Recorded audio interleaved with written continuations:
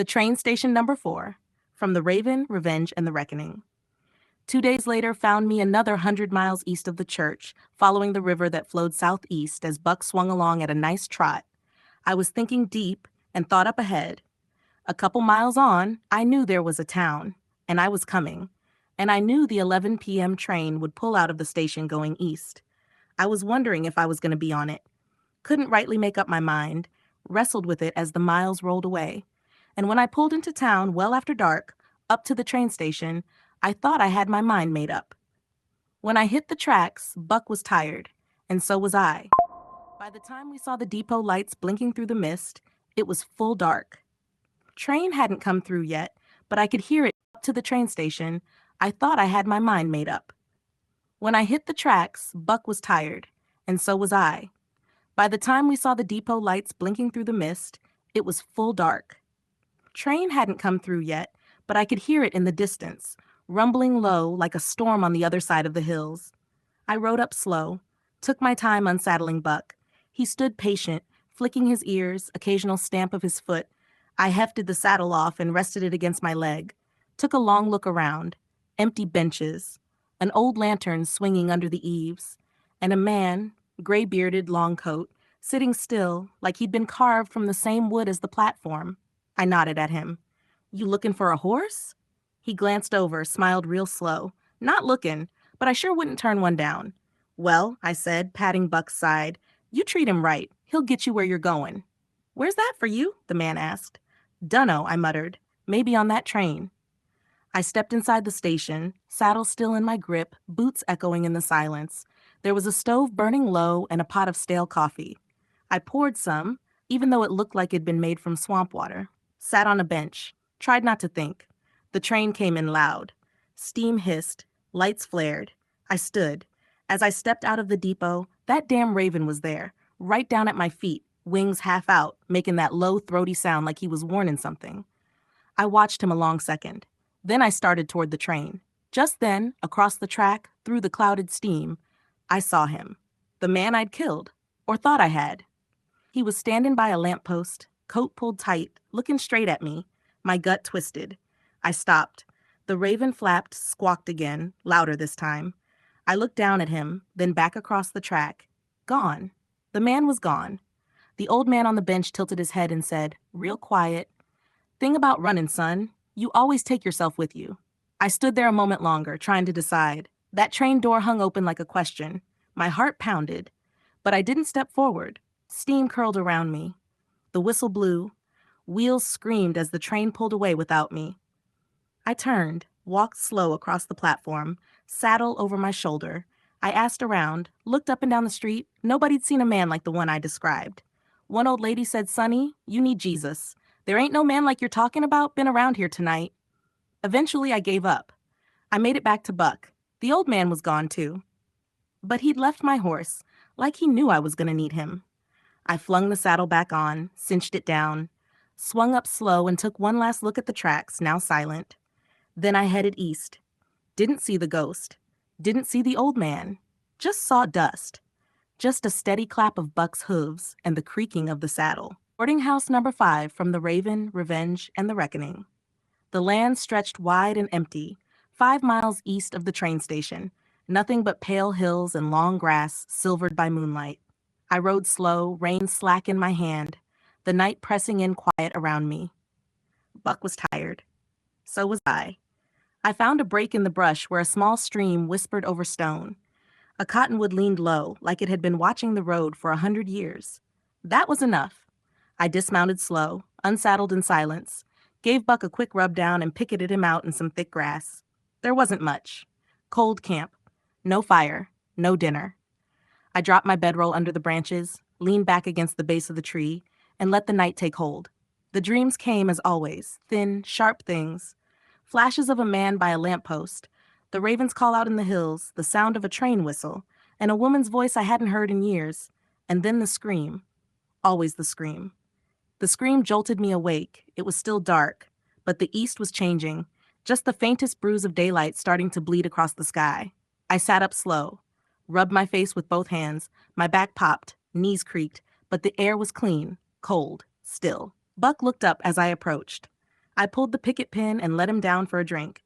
I was hungry, but decided to ride into town rather than try to cook something here. I saddled Buck without a word, tightening the cinch slow, methodical. I paused with one hand resting on the horn, eyes looking east. I could keep riding, plenty of road left, but the old man's words were still sitting on my shoulders. Sonny, the thing about running is, you always take yourself with you. The town appeared like a mirage, mist and chimney smoke starting to rise as the sky turned orange at the edges. Hooves clipped easy down the empty main street. Old wooden frame houses lined the road, and then there he was, same old man, same long gray beard, but the coat was different. At first I thought it was someone else. I looked again, sitting in a rocker outside the general store, like time hadn't passed at all. I slowed to a stop without thinking. The old man looked up and smiled just a little, like he knew a secret. You sleep all right? He asked. I gave a half shrug. Didn't die, so there's that. He nodded.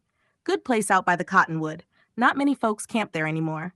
I stared at him. You always know where a man lays his head? I don't have to, he said. If the wind's right. We sat quiet a moment. You got a name? He asked finally.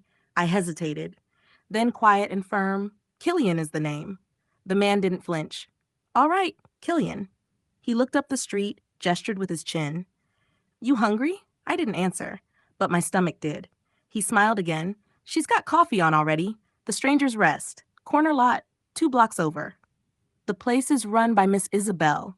I exhaled slow, eyes narrowed on the rising light down the street. Boarding house, huh? Yep, he said. You'll know it when you see it.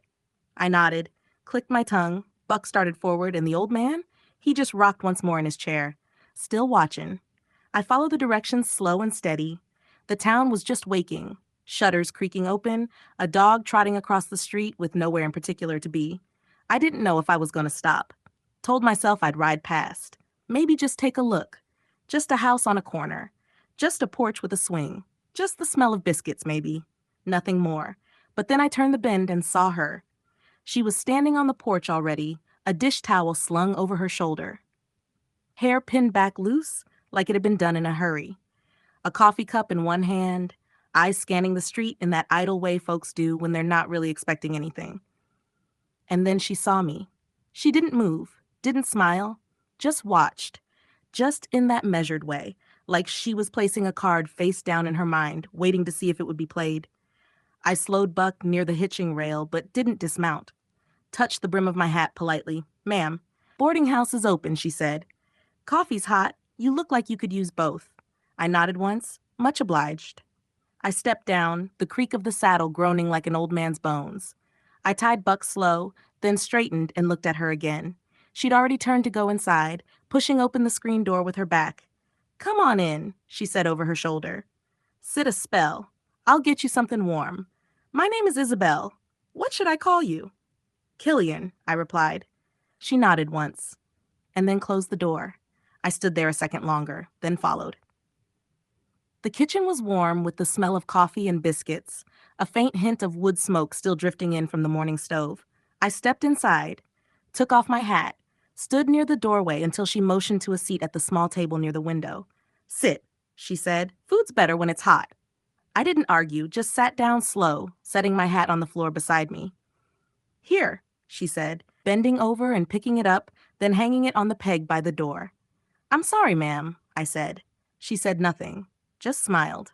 She moved around the kitchen in practiced silence, plate on the counter, biscuits split with a knife, sausage and eggs forked onto the side. Honest food that smelled damn good. It'd been a while since I sat down at a table in a kitchen. Hell, it felt funny. She slid the plate in front of me and poured coffee into a heavy cup. Cream or sugar? No, ma'am. Black's just fine. I picked up my fork and started eating, quiet and slow, like a man who'd gone too many mornings with nothing. She leaned against the sink, sipping her own coffee, just watching. Not staring, but seeing. It was a little unsettling, sitting there eating with a woman watching me. Something I wasn't used to. I finished my plate without leaving a crumb, sat back slightly, sipping the last of the coffee. Thank you, I said. That's the best thing I've had in weeks. She smiled faintly. Good. That plate was starting to think it'd never be appreciated. I gave a dry huff of breath that could almost be called a laugh. and then realized how long it had been since I even tried to laugh. She took my plate to the sink, rinsing it while the silence stretched, and then, somewhere between the running water and the sound of my chair shifting, it hit her. She dried her hands on the towel, turned slowly, studying my face again, like she recognized me. I noticed the shift in her gaze. "Something wrong?" I asked. She shook her head once, then said, soft and even, "Did you ever go to school in Dodge?" I hesitated. Just a flicker, then a nod. "Long time ago." "There was a boy there," she said, coming around the table, quiet, serious, the kind who didn't say much, but when he did, people listened. I looked down at my empty mug. My heart pounded.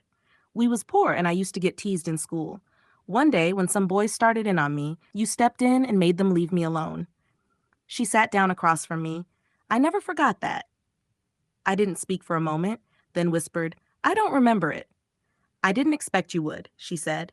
"It was probably just another day to you." She studied me again. Her eyes didn't waver. "But your name was Benjamin Burke." The air between us hung still. I didn't deny it, didn't confirm it, just stared out the window for a moment, then back at her. "I don't go by that name anymore." "I figured," she said gently. "We all heard the stories about the trouble you got in down south." My heart jumped a little. "Don't worry," she said. "Nobody will ever know you were here." I breathed a little easier. "You're the first one who said my name in years," where it didn't sound like a curse. She smiled just a little. Maybe it never was. I was lying to her about not remembering. I remembered every second of that day. The look on the boys' faces. The way she didn't speak, just looked at me with something like gratitude and fear tangled together. And now that memory felt like it was sitting between us, breathing all on its own. I pushed up from the table. The chair scraped the wood floor, soft. "Thank you for breakfast." I pulled some bills out of my pocket and laid them on the table. She opened her mouth to say something, maybe to stop me, but I was already at the door. I stepped out onto the porch, pulled the cigarette from my coat pocket, and lit it with a match that flared hard in the morning light. She didn't follow. I stood there a while, smoking, watching the street. Then, under my breath, almost too low for her to hear, "I do remember." I didn't explain, didn't go back inside. But I turned my head to look, and she smiled. I knew she had heard. It felt strange, talking to someone who had known me from the old days. I didn't know what to think about it. I flicked the ash off the edge of the porch, stepped off the boards, and walked slow toward Buck. The kid from the stable had brought out a bucket of oats, and Buck had finished eating. "Thank you, son," I said, handing him a few dollars. He smiled and took it, not saying anything. The day was stretching open. I didn't know where it would take me, but for the first time in a long time, I didn't feel like I was running. I untied Buck, swung into the saddle, nudging him with my heel, easing him onto the road. I headed east. The Wolves Part 6, from The Raven, Revenge, and The Reckoning. I broke camp before the sun was up. Buck stood quiet, head low, reins flipped loosely over a branch. 30 miles east of the boarding house, the land opened up wide and pale. Rolling prairie stretched out before me with a river bottom running along the left, dense with early morning mist and heavy timber.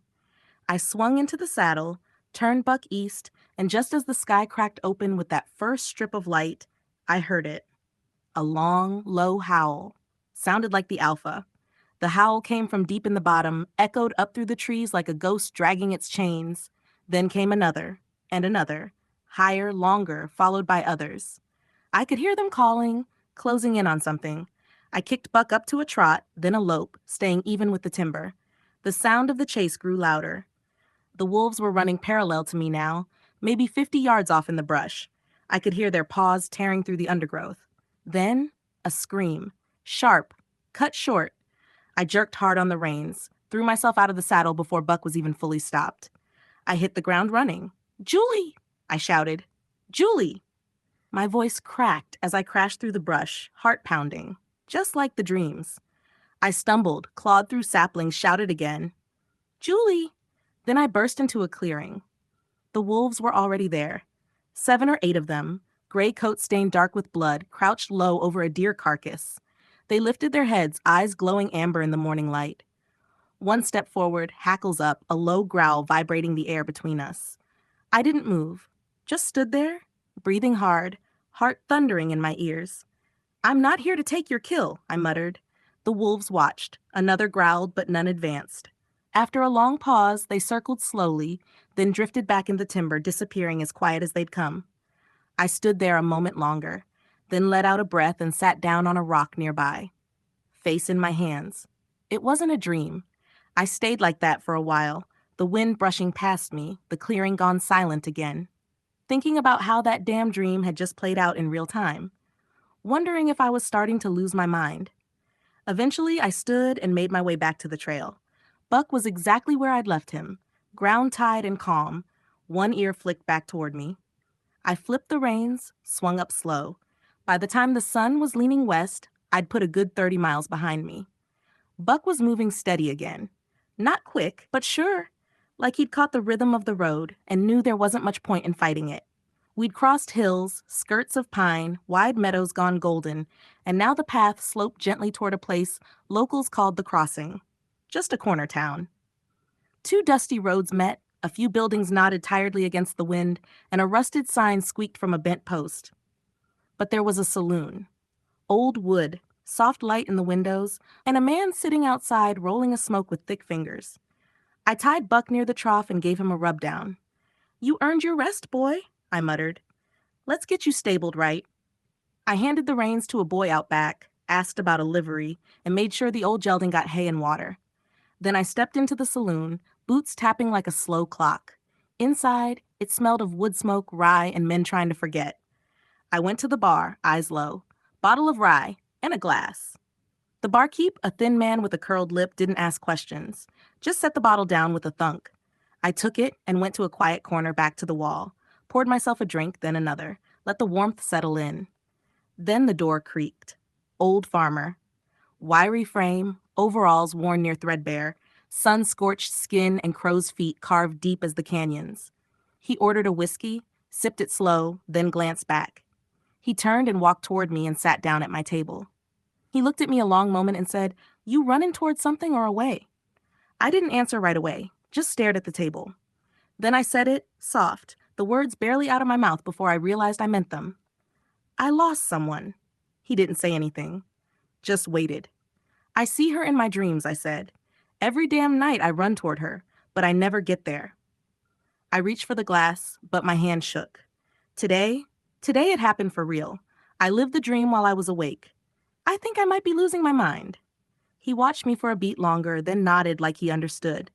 "Well, son, it takes time to heal memories." Tipped his hat, stood up, and walked out into the dusk. I sat there for a long while. Then I corked the bottle and stepped into the street. I put Buck up at the livery, paid extra for oats and clean hay. Then I crossed to a small boarding house with white curtains and a warm yellow lamp burning in the window. The woman at the desk greeted me, bright-eyed, calm. Something about her reminded me of Isabel from 2 days back. "You hungry?" she asked kindly. I hesitated, then nodded. "Yeah, I reckon I am." She smiled. "Well, then I'll fix you something up." I took the key, stepped into the quiet room, and sat on the bed. For once, I didn't feel like a ghost passing through.